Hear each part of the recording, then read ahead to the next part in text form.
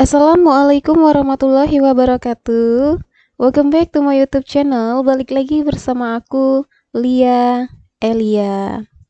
Di video pembahasan kali ini, saya akan membahas tentang beberapa sifat dan reaksi yang terjadi pada senyawa keton. Ya, oke, yuk langsung aja kita masuk ke pembahasan sifat dan reaksi pada senyawa keton.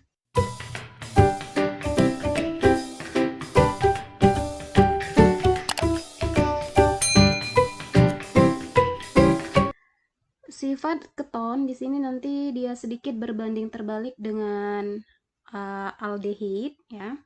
Nah, sifat yang pertamanya, keton di sini tidak dapat dioksidasi oleh reaksi Fehling maupun reaksi Tollens. Ya, beda seperti aldehid. Aldehid bisa dioksidasi oleh reaksi Fehling maupun Tollens. Jadi, sifat yang pertama, keton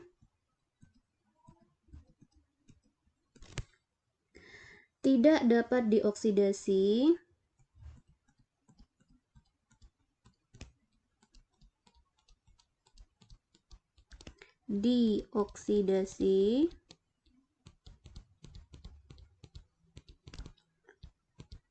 oleh reaksi Fehling maupun Tollens. Oleh reaksi Fehling maupun Tollens. Oke, sehingga ini sifat ini bisa kita gunakan untuk membedakan antara aldehid dan keton, karena aldehid dia bisa dioksidasi oleh Fehling dan Tollens. Oke, ini sifat yang pertama. Sifat yang kedua, untuk senyawa keton di sini dia bersifat polar dan larut dalam air karena mengandung gugus karbonil. Ya, jadi sifat yang kedua bersifat polar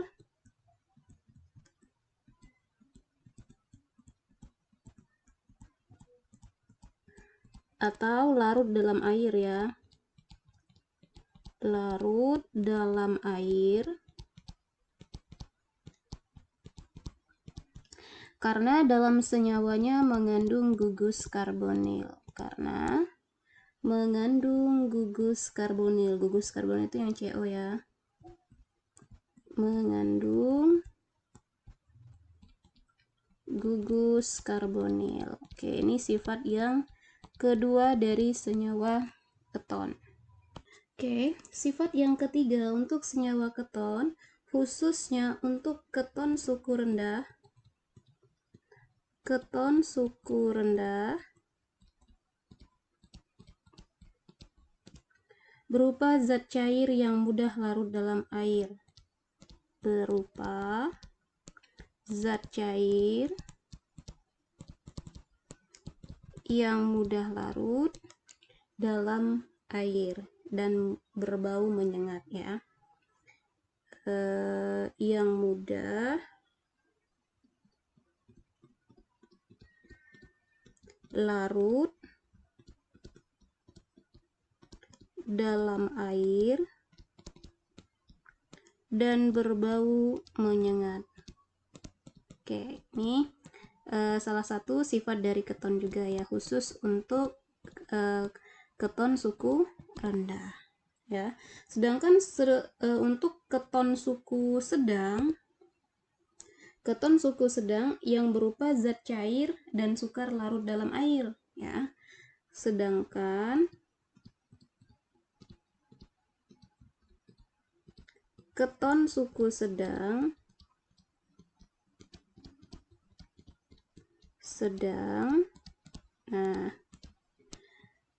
berupa zat cair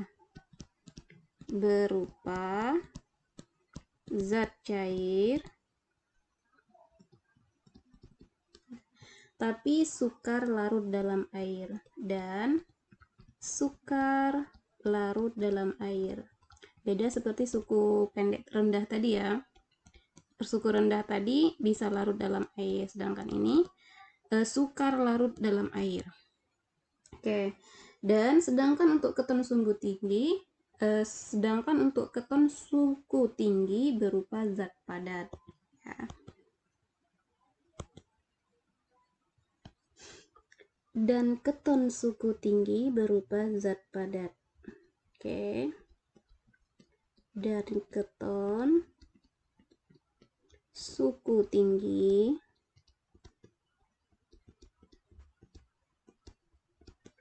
berupa zat padat. Oke, inilah beberapa sifat dari senyawa keton. Untuk sifat yang lainnya, bisa kita lihat keton ini bisa bereaksi dengan beberapa unsur. Ya, oke, sekarang kita lihat untuk bagian reaksi. Reaksi yang pertama adalah reaksi adisi hidrogen. Reaksi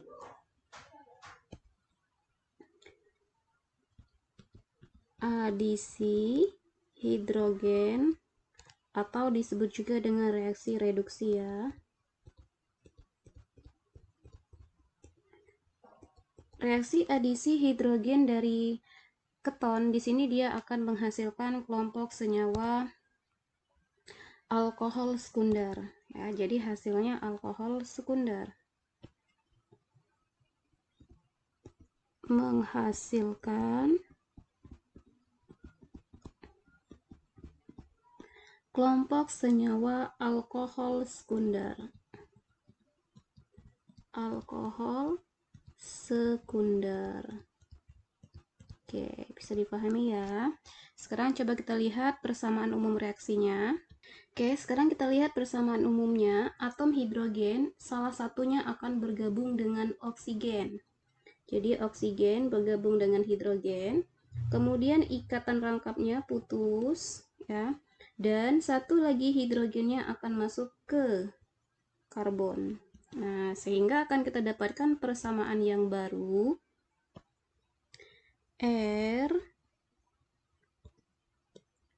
kemudian C, OH, R, aksen, ini H kan sudah masuk satu tadi, berarti ini jadinya CH. Oke, untuk lebih jelas, sekarang coba kita lihat contoh soal latihannya. Oke, contoh reaksinya, coba reaksikan antara etil metil keton dengan gas H2. Nah, hasil persamaan reaksinya pasti akan menghasilkan alkohol primer. Ya. Jadi hidrogen ini salah satunya akan masuk ke O, kemudian ikatan rangkapnya putus, dan satu hidrogen lagi akan masuk ke C. Nah, maka akan kita dapatkan hasil yang baru membentuk suatu senyawa alkohol primer ya.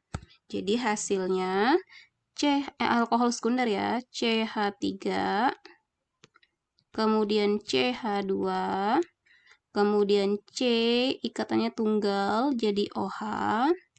Nah, H-nya kan udah masuk tadi satu, berarti ada H lagi di sini. Nah, dan satu lagi ada CH3.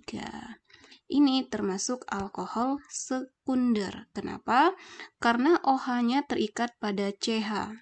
Alkohol ya, alkohol sekunder. Oke, bisa difahami ya untuk reaksi yang pertama. Reaksi pembuatan keton ini dapat dilakukan dengan cara mengoksidasi alkohol sekunder ya. Jadi reaksi pembuatan keton dapat dibuat dari reaksi oksidasi alkohol sekunder. Dapat dibuat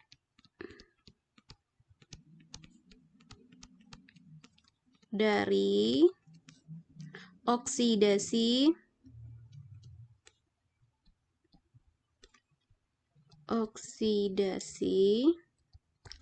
alkohol sekunder ya.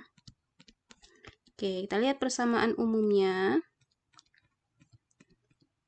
Kita ambil contoh alkohol sekunder ya. Alkohol sekunder R, kita lambangkan R saja untuk sebagian C-nya ya. R, C, H, OH, R aksen. Nah, misalkan yang seperti ini ya. Jika dioksidasi akan menghasilkan kelompok senyawa keton. ya. Jadi hasilnya adalah R C O R aksen plus H2. Oke, ini persamaan umumnya. Kita ambil contoh, misalkan yang akan kita oksidasi adalah alkohol sekunder. Oke, ketika dua butanol akan kita oksidasi menghasilkan kelompok senyawa keton, ya. Jadi hasilnya 2 butanon. Oke, CH3, CH2, CO, CH3 plus H2O. Nah, senyawa ini dinamakan dengan 2 butanon atau kelompok senyawa keton. Oke, ini cara pembuatan senyawa keton, ya. Reaksi yang ketiga, untuk senyawa keton bisa mengadisi senyawa HCN. Persamaan umumnya RCOR aksen hidrogen akan masuk bergabung dengan oksigen membentuk gugus fungsi OH. Ya, jadi hidrogen masuk ke oksigen, kemudian ikatan rangkapnya putus dan Cn akan masuk ke C. Nah, ya, sehingga akan kita dapatkan senyawa yang baru RCOH, kemudian di bawahnya ada Cn dan R aksen. Oke, untuk lebih jelasnya sekarang coba kita lihat contoh soalnya. Contoh soal, ya, CH3, CH2, CO, CH3, maka hidrogen akan bergabung dengan oksigen membentuk OH, rangkapnya putus, dan Cn akan bergabung dengan C. Nah, hasil yang akan kita dapatkan adalah CH3, CH2, kemudian C rangkap, enggak rangkap lagi jadi tunggal, OH, Cn, dan CH3. Oke ya, inilah contoh beberapa reaksi yang terjadi pada senyawa keton. Nah, untuk memahami lagi tentang sifat dan reaksi pada keton, coba dibahas soal latihan ya.